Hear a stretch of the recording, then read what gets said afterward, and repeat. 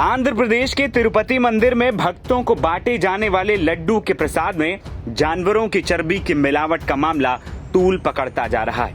इस बारे में समाजवादी पार्टी के नेता और मैनपुरी से सांसद डिंपल यादव ने मथुरा और वृंदावन में बिक रहे खोया को लेकर बड़े सवाल खड़े किए थे और मामले में जांच की मांग की थी, जिसके बाद प्रशासन डिंपल यादव के बयान के बाद हरकत में आया और प्रशासन ने कई दुकानों से सैंपल इकट्ठा किए, जिसके बाद अब उन सैंपलों की रिपोर्ट भी सामने आई है, जिसमें कई बड़े खुलासे हुए हैं। सामने आई जानकारी के मुताबिक मथुरा में खाद्य सुरक्षा एवं औषधि प्रशासन ने मथुरा, वृंदावन और कई अन्य जगहों पर धार्मिक स्थलों के पास जिन दुकानों पर मिठाइयां बेची जा रही थी, वहां से सैंपल जुटाए।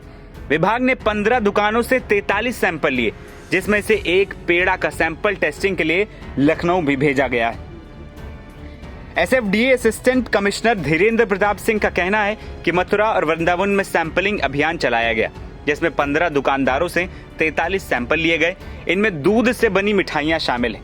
उन्होंने बताया कि पनीर, पेड़ा, बर्फी, मिल्क केक, रसगुल्ला, इमरती, सोन पापड़ी और अन्य मिठाइयां व मसालों के सैंपल लिए गए थे। जो सैंपल लिए गए उनमें से 42 मानक के अनुरूप मिले हैं। जी हां, 43 सैंपल लिए गए, जिसके बाद 42 मानक के अनुरूप पाए गए, जबकि एक पेड़े का सैंपल जांच के लिए लखनऊ भेजा गया है, जिसकी रिपोर्ट आना फिलहाल बाकी है। सभी सैंपल रविवार और सोमवार को मंदिरों के आसपास के दुकानों से लिए गए थे।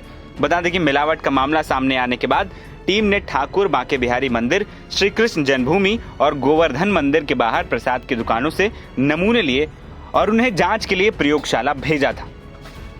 आपको बता दें कि इससे पहले सपा नेता डिंपल यादव ने आरोप लगाते हुए कहा था कि मथुरा में मिठाइयों की दुकान पर मिलावटी खोया बेचा जा रहा है। इस मामले की जांच होनी चाहिए।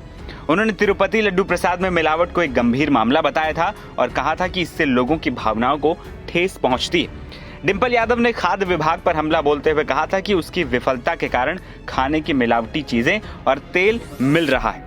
इन मिलावटी चीजों की वजह से लोगों को बहुत गंभीर बीमारियां हो रही हैं। वहीं डिंपल यादव के बयान के बाद जब जांच करवाई गई तो ज्यादातर सैंपल सही पाए गए। नहीं, होनी चाहिए। मंदिर के लड्डुओं की भी जांच होनी चाहिए, आम इंसान के खाने की भी जांच होनी चाहिए कि किस तरह मिलावटी खाना जन जन तक पहुंचाया जा रहा है, किस तरह तेल में मिलावट है, अनाज में मिलावट है, कहीं ना कहीं जिसकी वजह से आज गंभीर बीमारियों से लोग त्रस्त है। तो कहीं ना कहीं फूड एडल्ट्रेशन बहुत बड़ी भूमिका में है। आपको बता दें कि आंध्र प्रदेश के मुख्यमंत्री चंद्रबाबू नायडू ने राज्य के पूर्व सीएम जगन मोहन रेड्डी की सरकार पर कई गंभीर आरोप लगाए थे। उन्होंने आरोप लगाया कि तिरुपति में प्रसाद के लिए इस्तेमाल किए जाने वाले लड्डुओं में पशुओं की चर्बी थी। नायडू के इन आरोपों के समर्थन में टीडीपी सरकार द्वारा गुजरात की एक लैब की रिपोर्ट पेश की गई। इस रिपोर्ट में लड्डुओं में चर्बी की पुष्टि हुई थी, जिसके बाद से देश भर में मंदिरों पर मिलने वाले प्रसाद की जांच की मांग उठने लगी। वहीं इसके बाद लखनऊ के मनकामेश्वर मंदिर में दुकानों से प्रसाद लेने पर भी बैन लगा दिया गया। वहीं मथुरा में भी दुकानों के सैंपल जांच के लिए लिए गए, जिनकी रिपोर्ट सामने आ गई। एनबीटी ऑनलाइन की रिपोर्ट।